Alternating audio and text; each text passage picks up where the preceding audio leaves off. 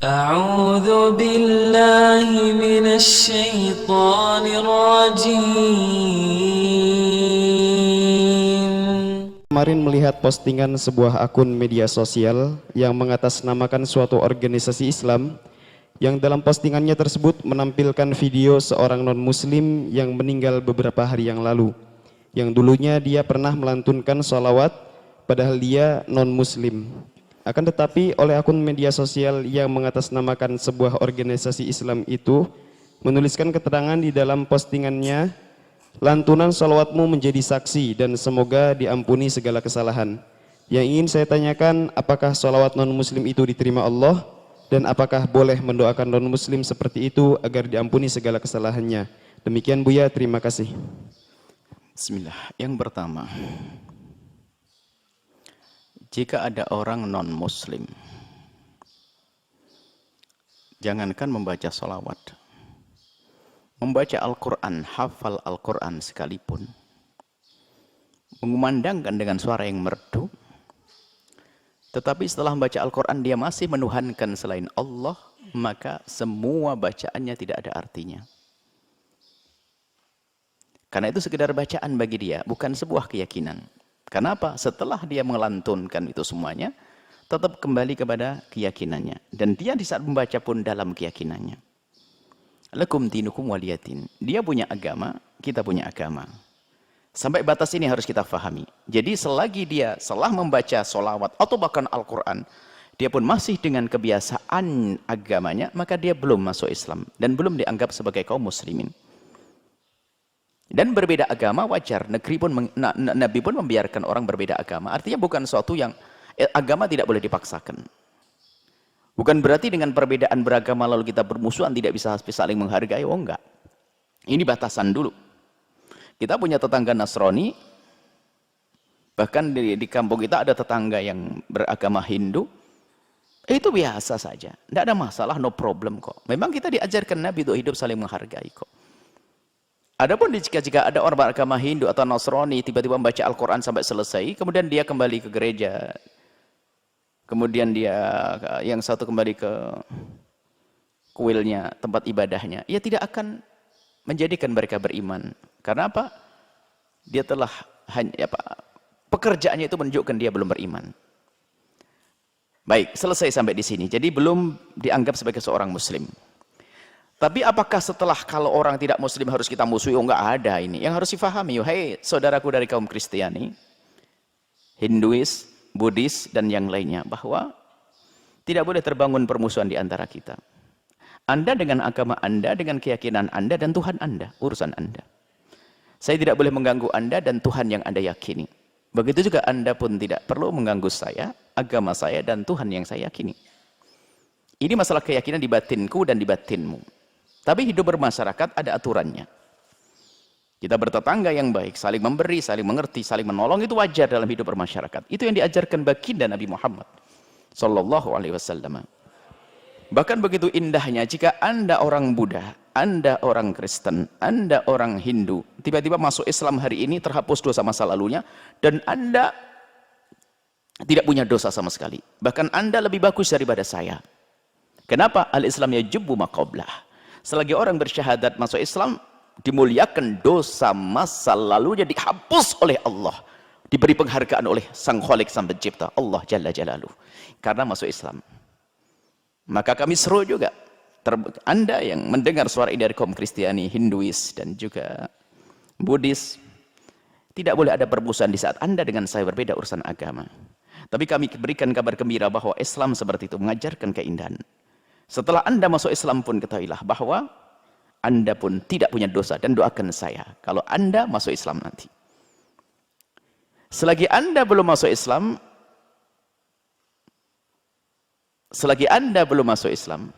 kaum Kristiani, saya belum masuk pembahasan.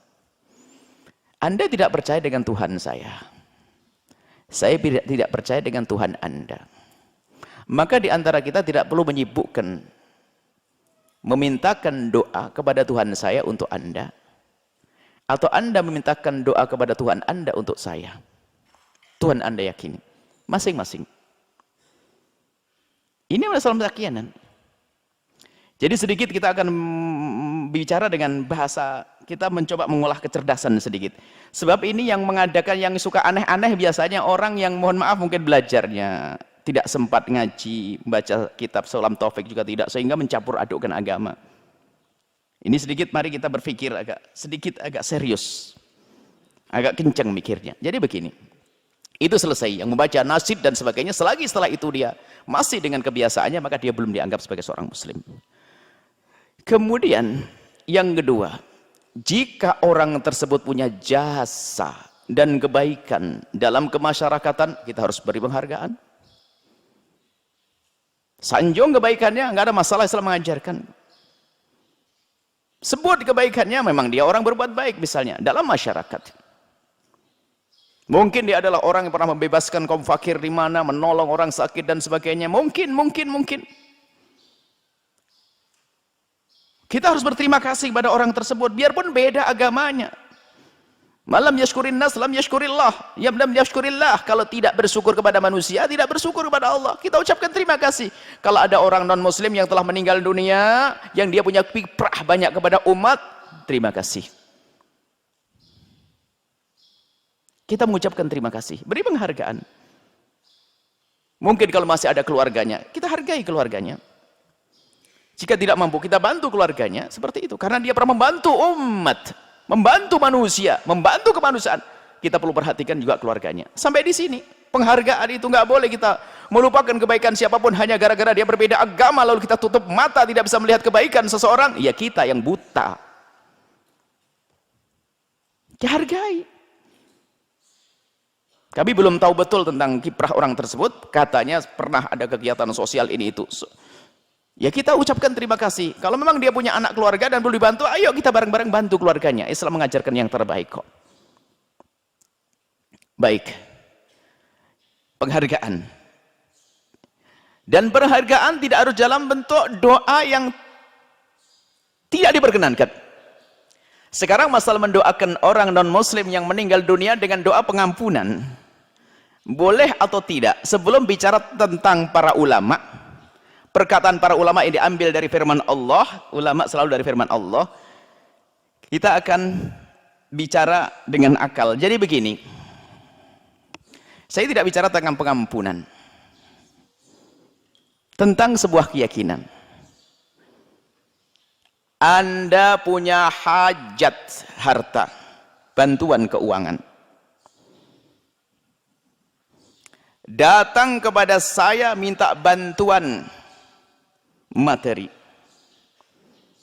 Kemudian karena saya perhatian kepada Anda saya bawa, ini bicara cerdas sedikit. Lalu saya bawa kepada orang yang Anda yakin dia tidak bisa memberi. Ayo Pak, kamu perlu apa? Uang. Berapa juta? Lumayan banyak, 20 juta. Ayo saya bawa orang. Nanti kamu akan diberi bantuan sama dia. Setelah Anda tahu orangnya, dia sendiri nyungsep. Anda tidak yakin sama sekali dia membantunya. Anda tidak punya keyakinan kalau itu bakal membantunya. Lalu saya bawa, Anda kira-kira mau enggak? Ya enggak mau, ngapain ke sana? Saya tahu kok dia. Saya tidak yakin dengan dia, saya tidak percaya kok dengan dia kalau dia memberi kepada saya. Ngapain ke sana? Ya paling Anda ogah-ogahan. Bahkan kalau saya datang ke sana urusan ente, Anda pun tidak lega kok kalau saya datang ke orang tersebut. Kenapa? Karena saya membawa Anda kepada orang yang tidak bisa memberikan pertolongan kepada Anda. Dia fakir, dia nyungsep banyak utang, dikejar-kejar sama orang. Anda tidak yakin sama sekali kalau dia akan memberi. Apa artinya saya membawa Anda kepada dia? Bohongan. Anda pun nggak mau. Tapi saya yakin. Anda nggak yakin kok. Anda akan tertawa, ini aneh banget. Saya tahu dia kok, ngapain saya ke sana? Anda akan merendahkan saya. Karena saya tidak mau Anda rendahkan, saya pun tidak akan membawa Anda kepada orang yang Anda tidak percaya. Karena saya tidak ingin Anda rendahkan. Dan Anda pun tidak kecewa di saat saya tidak membawa Anda kepada orang tersebut. Anda paham? Anda Kristiani, saya Muslim. Anda Buddhis, saya Muslim. Anda punya Tuhan. Dengan keyakinan Anda. Saya punya Tuhan. Lalu Anda punya hajat, lalu Anda akan saya bawa ke Tuhan saya. Anda akan ketawa kok. Anda tidak ketawa, ngapain sama Buya dibawa ke Tuhan? Yang saya punya Tuhan sendiri kok. Makanya saya akan bodoh, saya menjadi bodoh dan bodoh dan bodoh. Kalau saya paksa Anda, saya bawa kepada Tuhan saya, Anda akan tertawa. Anda tidak percaya, Tuhannya Buya Yahya nggak bisa memberi ke saya. Saya tidak percaya ada Tuhannya Buya Yahya. Kenapa saya harus ikut dia? Anda akan merendahkan saya. Dan saya menjadi tidak cerdas sama sekali saat itu. Saya tidak cerdas. Kenapa? Anda nggak percaya. Kenapa Anda saya bawa? Kan begitu logikanya. Yang meninggal dunia yang disebutkan, dia tidak percaya dengan Tuhan kita kok. Lalu kenapa Anda yang katanya Anda terpelajar, pemikir dan sebagainya, ikut organisasi apa tadi? Loh kok Anda membawa orang yang tidak percaya dengan Tuhan Anda? Dia akan ketawa dia. Ayo cerdas sedikit. Kalau dalam urusan berbahasa-basi sosial, toleransi dan sebagainya, tidak harus sampai seperti ini. Jangan merendahkan, jangan membodohkan diri kita. Ayo paham sedikit. Katanya Anda pelajar, mungkin Anda pemikir, Anda penulis. Kan logikanya begitu. Ini sebelum bicara tentang Quran. Maka ada nabi walladzina amanu, nggak ada nabi orang beriman ayastaghfiru lil musyrikin, mintakan ampun kepada orang musyrik. Ini Al-Quran dijelaskan. Jadi seperti itu, nggak ada perlunya.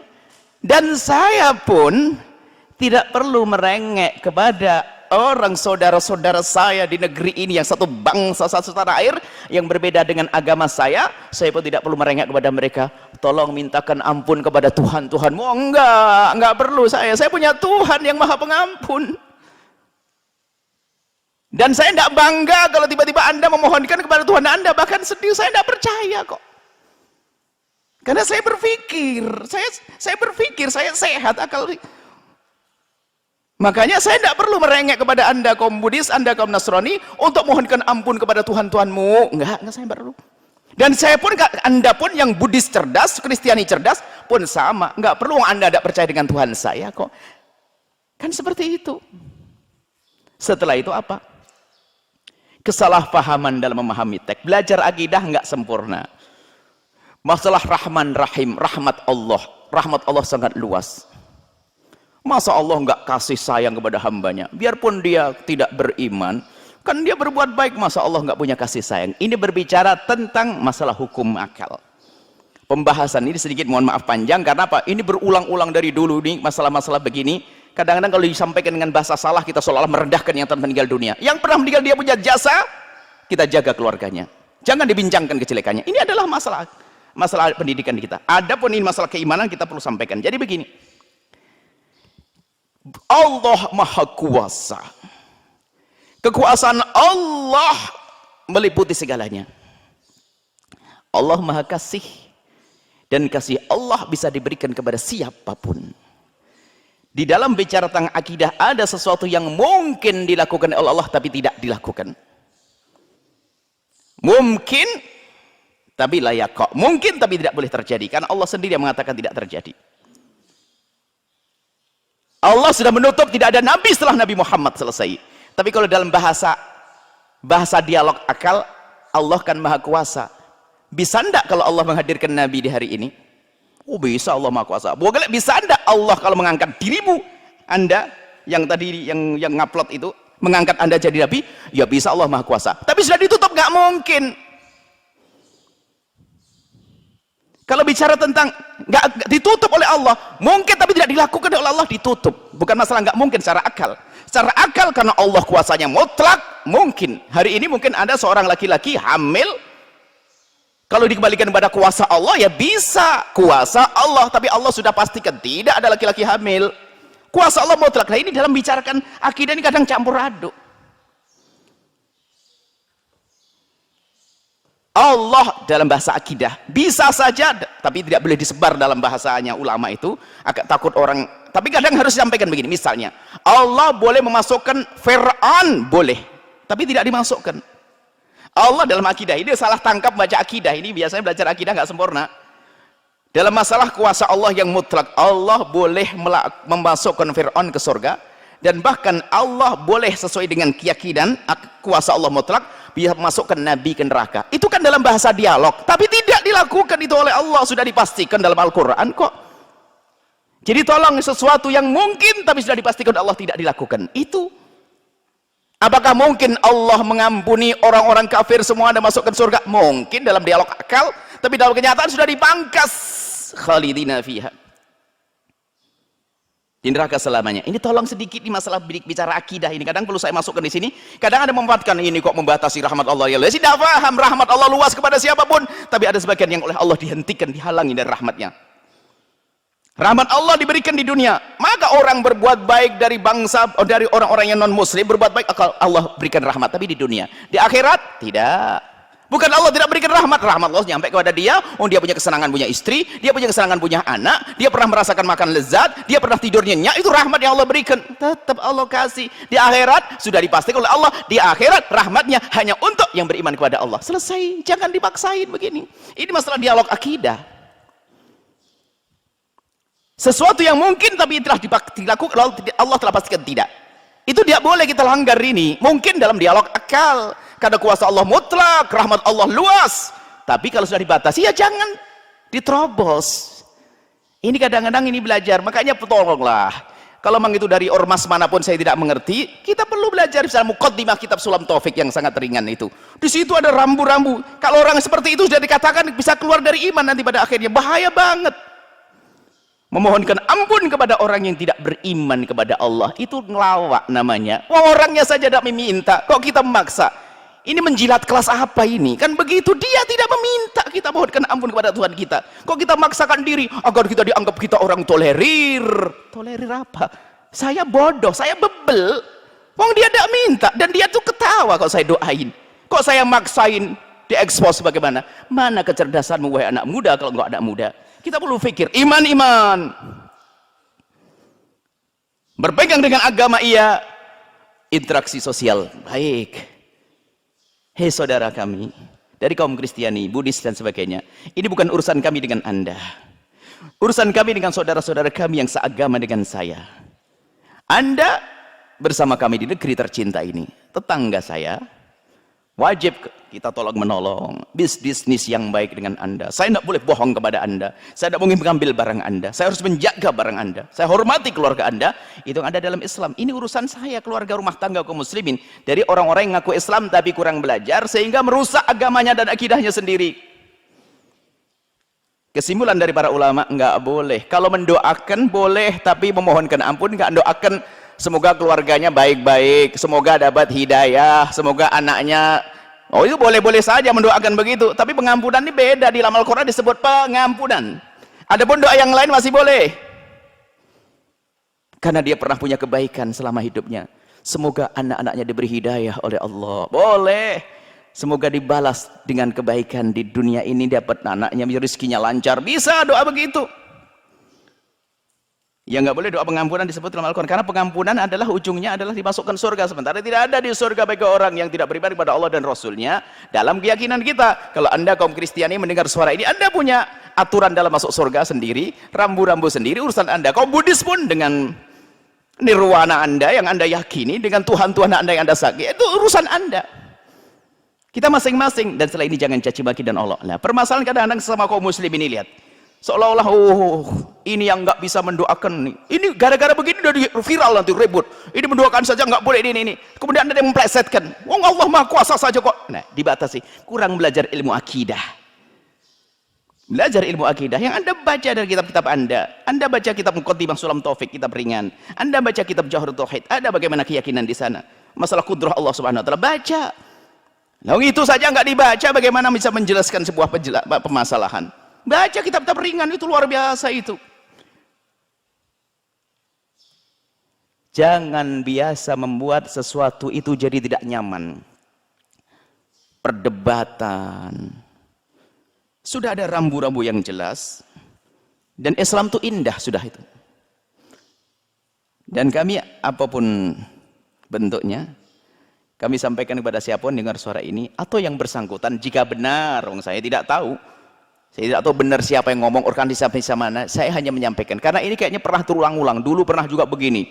Orang non-muslim bisa masuk macam-macam. Sebelumnya ada kalimat-kalimat.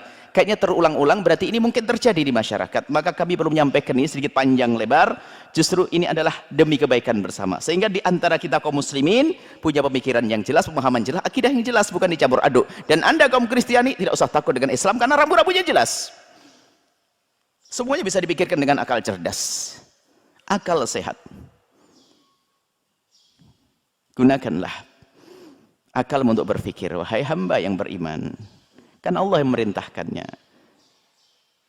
Dan gunakan akhlak yang mulia, jaga lisan, dan hilangkan kebencian. Kita mendendam kepada orang kafir saja nggak boleh, apalagi sama kaum muslimin. Kadang-kadang ini karena dasar benci kita. Kalau ada orang muslim ngomong begini, langsung kita lawan. Ngomong begini, langsung kita lawan. Ngelawannya lawan dengan hawa nafsu. Nggak ada perlunya semacam itu. Dan kami pun tidak tahu setelah ini komentar di bawah YouTube kami, apa yang kita nuai komentar apa. Kami hanya menyampaikan kebenaran, dan saya pun dengan yang bersangkutan jika ada, saya mencintai dia kok. Yang salah semoga diberi hidayah dan diampuni, diangkat derajat Allah, dijaga keluarganya.